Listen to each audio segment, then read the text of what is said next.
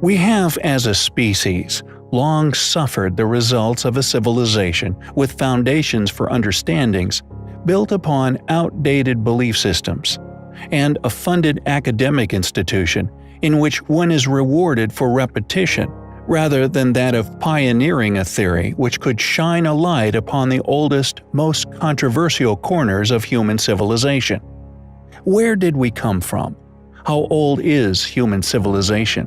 These are questions which we have not only witnessed being ignored by the majority of mainstream academia, but have also shown, through what we believe is overwhelming evidence to prove that this same entity, entrusted with the accurate account of human history, has not only concealed a reality which threatens many mainstream belief systems, but also the modern attested theory of evolution as a whole.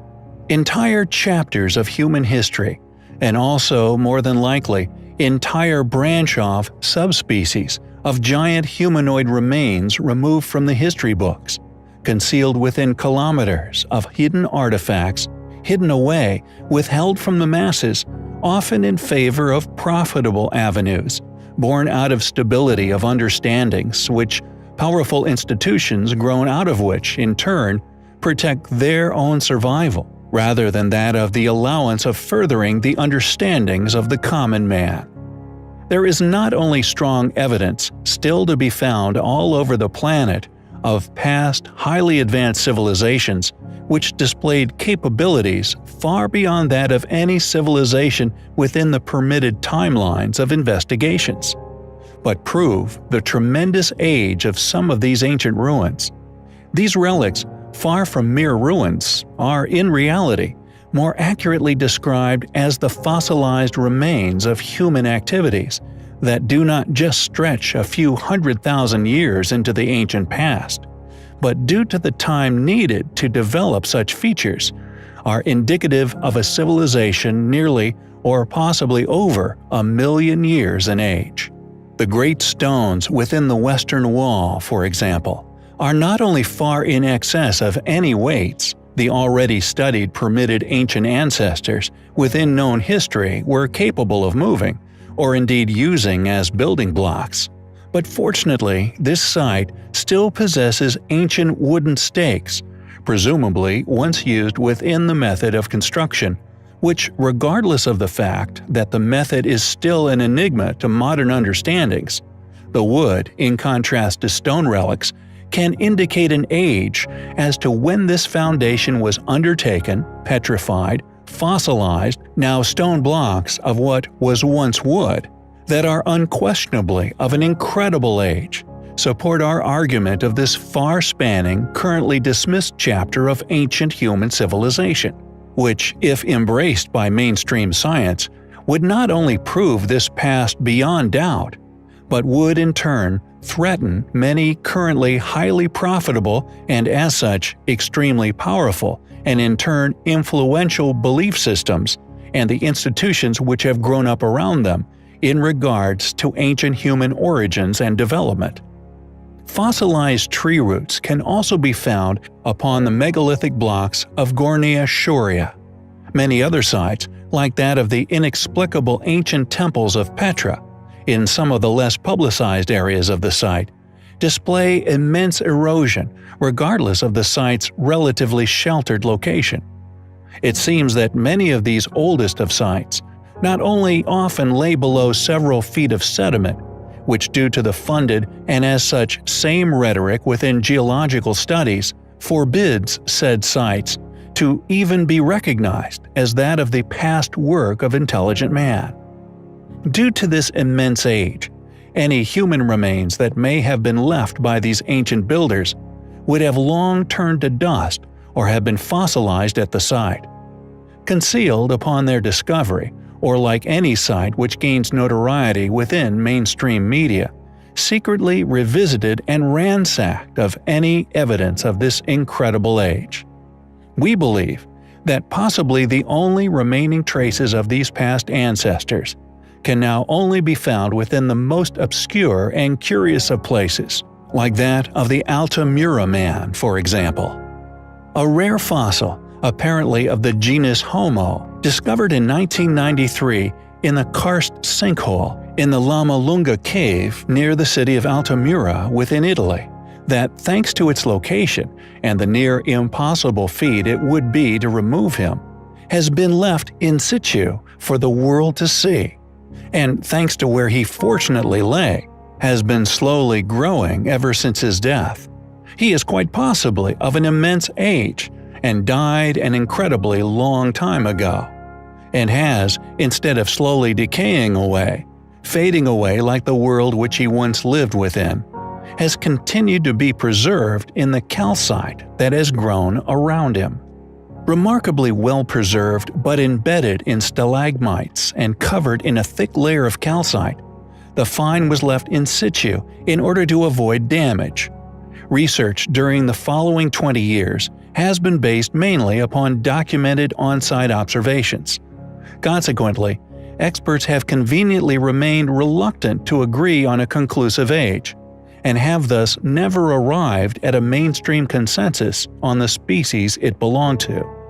In a 2015 paper published in the Journal of Human Evolution, it was announced that the fossil was apparently a Neanderthal, and dating of the calcite has revealed that the bones are possibly older than 187,000 years old.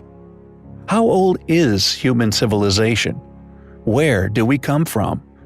These questions persist, and as such, so do our endeavors of exposing the truth regarding the reality of these remarkable relics of a now forgotten history. Relics which we find highly compelling. Since the rediscovery of what is unquestionably the most puzzling, astounding, and enigmatic site on Earth, the Great Pyramids and the Sphinx of Giza, we have been led to believe that what could be described as an astonishingly accurate yet somewhat vandalistic later addition was once put there by a caliph named Al-Ma'mun.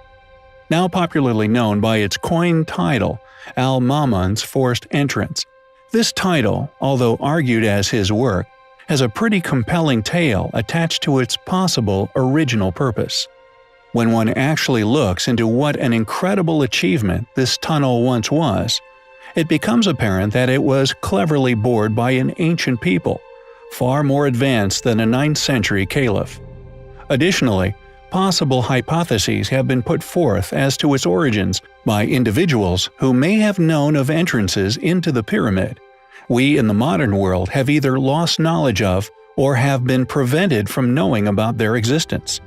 Hinged doorways made of stone, perfectly counterbalanced to allow an average-sized man to open and close them. Doorways along the structure's north face that, when closed, become seemingly indistinguishable from its surroundings. Are there still secret entrances along the pyramid's northern side? Quote, "The Great Pyramid, a little way up on one side, has a stone that may be taken out, which being raised up, there is a sloping passage to the foundations." End quote. Written by Strabo in Pyramids and Temples of Giza, Flinders Petrie. Yet regardless of these additional, highly compelling investigative leads put forward in addition to an explanation for the tunnel's existence, its remarkable accuracy remains a tough thing for supporters of academia's tale of events to explain. As author Ralph Ellis puts it, quote, "The main problem with the classical explanation was that Ma'mun's tunnel is rather too accurate for comfort.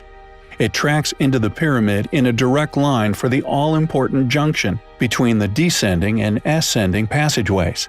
It is often cited that Ma'mun had to turn the tunnel sharp left to discover the original passageways, a fact that Ralph had in the back of his mind when they first visited the Great Pyramid. But he ambled down the forced tunnel, rather mystified, because the left turn cited in the literature could not be found. Having backtracked the tunnel and to try again, that left turn seemed to be no more than a slight widening of the tunnel. In fact, the digging was almost right on target." End quote. For how does one know where one is when deep within the passages of such an incredibly huge ancient structure? Secondly, if instead argued as having been started from without, the same problem has to be solved. For how did one know how to create the initial angle? Although it is now the most used entrance, and although it has been drawn upon countless plans, to draw an existing tunnel's precise line of descent is far more easier than to have created said precise angle in the first place. And within the Great Pyramid is the remaining half of what has often been used to create a compelling, possible explanation for this tunnel's original purpose. Known as the sarcophagus of Khufu, an anomalous object found within the pyramid, an artifact we have covered in the past. No one can explain how this giant stone object came to be within the pyramid. It would not have fit through the existing entrance tunnels. However, at some time in the pyramid's life, someone smashed into this stone box, took its past contents and the sarcophagus lid, an object that would also have not fit round the turns of the existing tunnel system, yet would have fit through the forced tunnel, and due to the vandalistic nature of the tunnel itself, could be argued that this damage to the sarcophagi was inflicted by the same group of individuals who built the tunnel, one used to extract the so-called sarcophagus's lid. Is this the real past purpose of the tunnel? And if created by a caliph in the 9th century, how did he tunnel so accurately on target? And additionally, where is this lid now? Was this tunnel, like the many different layers of casing stones indicate, built by a later yet also lost civilization, one who flourished far before even the ancient Egyptians? We find the evidence to suggest such highly compelling. Many of the most astonishing feats of ancient engineering are often avoided by historians, with many historical research materials absent their existence, due to their unexplainable origins. The reason for this should be obvious, for when one gazes upon such relics, instantly struck with wonder, a curiosity as to how something of such incredible size or skill could have been created by the individuals these sites are often claimed as the work of. This is one of the main theses of the channel, for not only are these sites largely ignored and thus overlooked regardless of being historically important structures, clear yet suppressed evidence that a civilization far more capable than any currently recorded within permitted timelines once flourished on Earth. Relics with a very different origin and indeed history. We believe that such structures were instead rediscovered by the many academically claimed builders, and this is often argued as being supported by empirical archaeological evidence. However, the archaeology merely proves inhabitation, not construction, with a record of construction never found within any of these academically claimed cultures' surviving records. Merely having re-inhabited such structures for strategic motivations, and in doing so, left their own archaeological footprint, subsequently concealing an unknown aspect of human history, one which came to an abrupt end, and one such site largely unknown by the greater world is known as the Herodium. What makes this structure so incredible is not the small arrangement of stone structures within the center of the build, but the earthwork itself, the entire site's footprint, and indeed the volume of earth utilized in the making of this ancient earthwork was of gigantic proportions. A seemingly pyramid-sized volume of earth used in the building of what can only be described as a respectably sized hill made by the hands of ancient man. Once one inspects this site from the air, its huge size becomes apparent, and the incredible feat this once was, an undertaking, if in fact constructed with primitive tools, would have been a task of unimaginable hardship. Thousands of tons of earth were at some point quarried and then transported to this spot, subsequently creating an incredible well-sheltered inhabitation with an intimidating incline on all sides. Many similar earthworks can be found throughout the United Kingdom, with the biggest pyramid in Europe known as Silbury Hill, mysteriously made completely of chalk. Yet this little mentioned site dwarfs Silbury Hill by some measure. The question is, how old is Herodium? Who made it? How did they accomplish such a feat? It is, undoubtedly, highly compelling.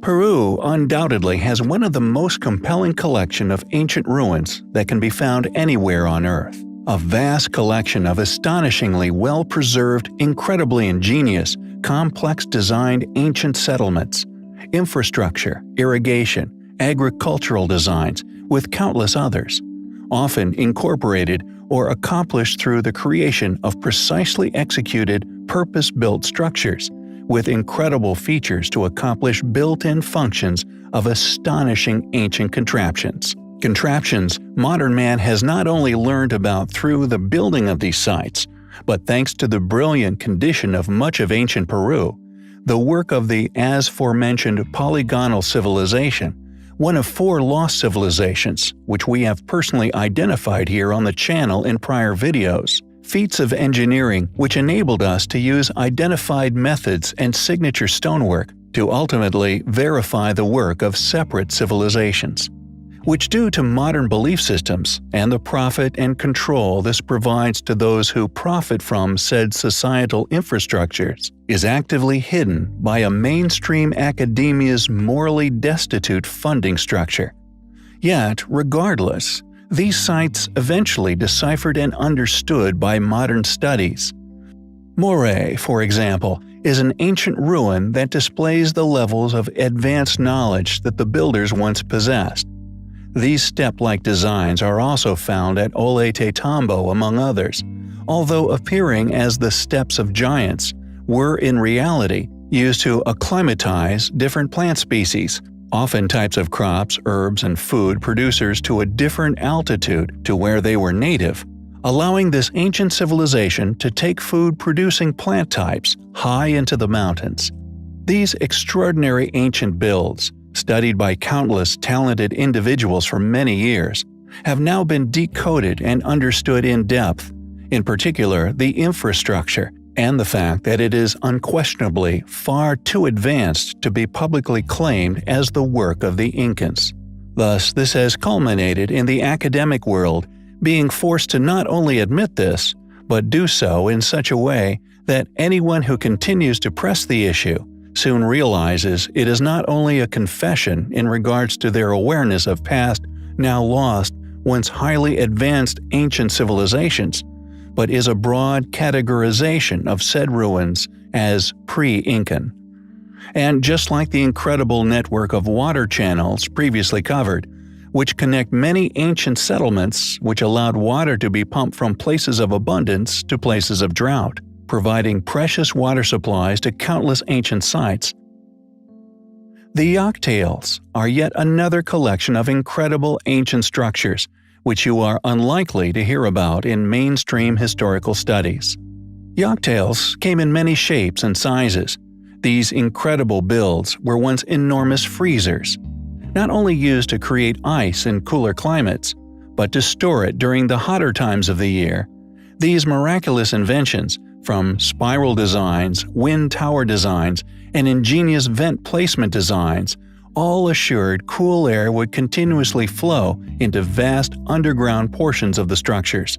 This either created ice or allowed ice to be stored and kept in a frozen state for an impressively long time. Refrigeration and the benefits of such were unquestionably understood by the builders of these structures. Yet modern utilization of the same methods of food storage, that being refrigeration via modern technologies, is only a very recent development, with much of the world until the turn of the century still salting meats. The question then is, how did this ancient civilization know about the benefits of cool storage? How did they understand how to build these structures? Where did such ideas and ultimate utilizations originate from? Was this knowledge possessed by an even older lost civilization? One in which the members responsible for the Yoktails were once members of? Yoktails, ancient refrigerators, are undoubtedly an incredible aspect of Peru's ancient relics.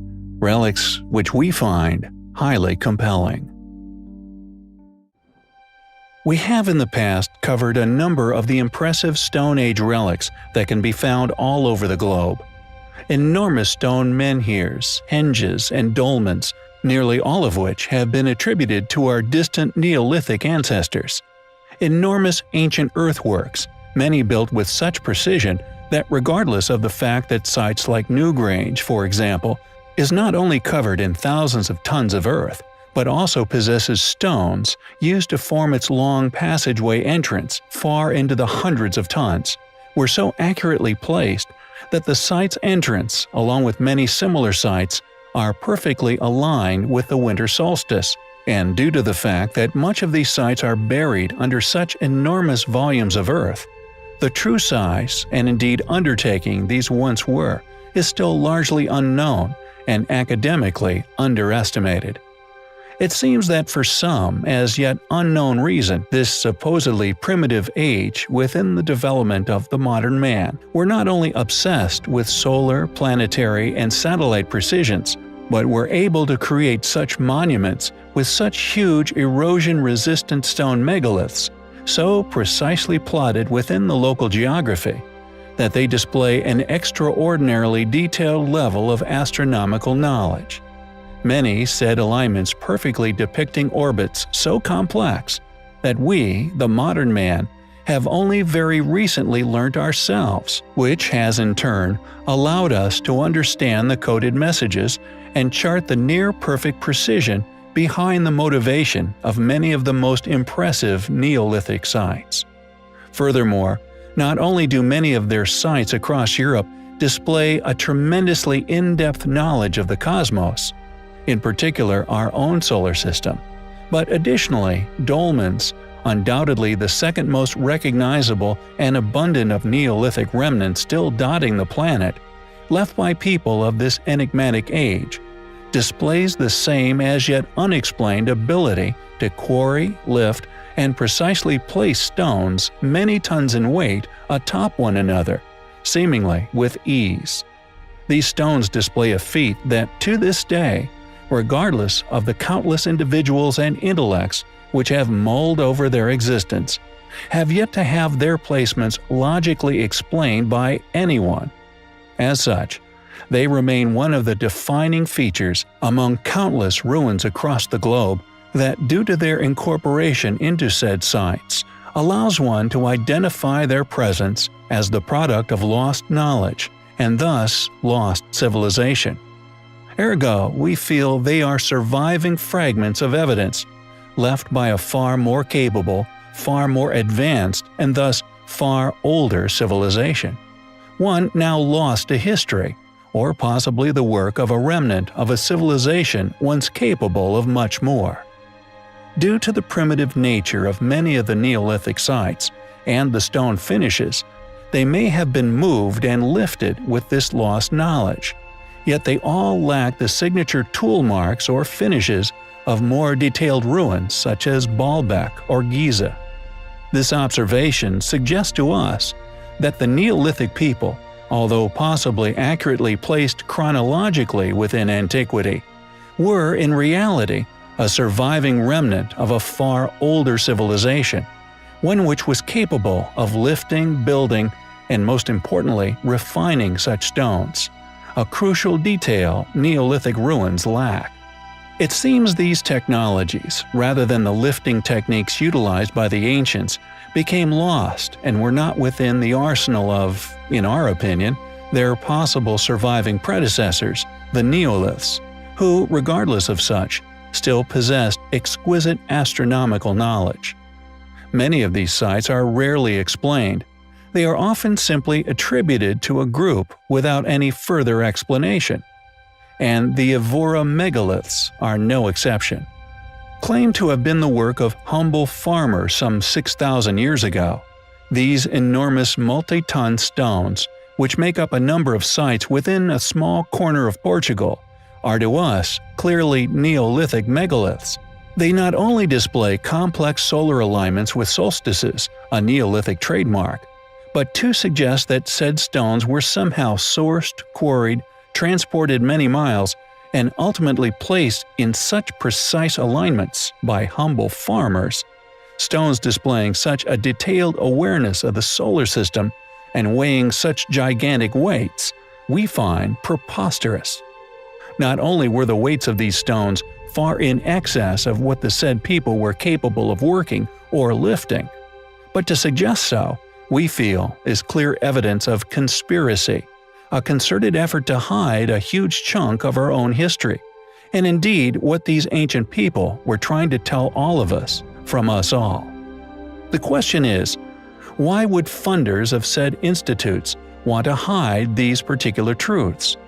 What is the motivation for them to hide such information? Who built the henges of the Evora megaliths? When did they build them? And perhaps most importantly, what were these ancient people attempting to tell us? Perhaps one day we will find out. They are, undoubtedly, highly compelling. There are many aspects of history that remain unexplained, many aspects of ancient history that are often overlooked. The mission of our channel is to challenge these views, to encourage critical thinking, for the subjects often at hand require our viewer to, like us, distinguish between that which has and can be explained, and that which is often dismissed or claimed as the work of a civilization simply incapable of such feats. Much of ancient history remains unexplained. This is due to the fact that academia has already attested to knowing nearly all in regards to our past. And as such, anything which does not support this narrative, a narrative of ape to man, and as a species having only successfully achieved a level of societal advancement only once, having developed after the last ice age and never before. Anything contradicting this tale of events is either left out of the history books or claimed as the work of a group far too primitive to have completed such impressive ancient structures. Although much of history is ignored, and as such successfully obscured from mainstream discussions, the physical evidence remains and is far more difficult, if near impossible, to keep hidden.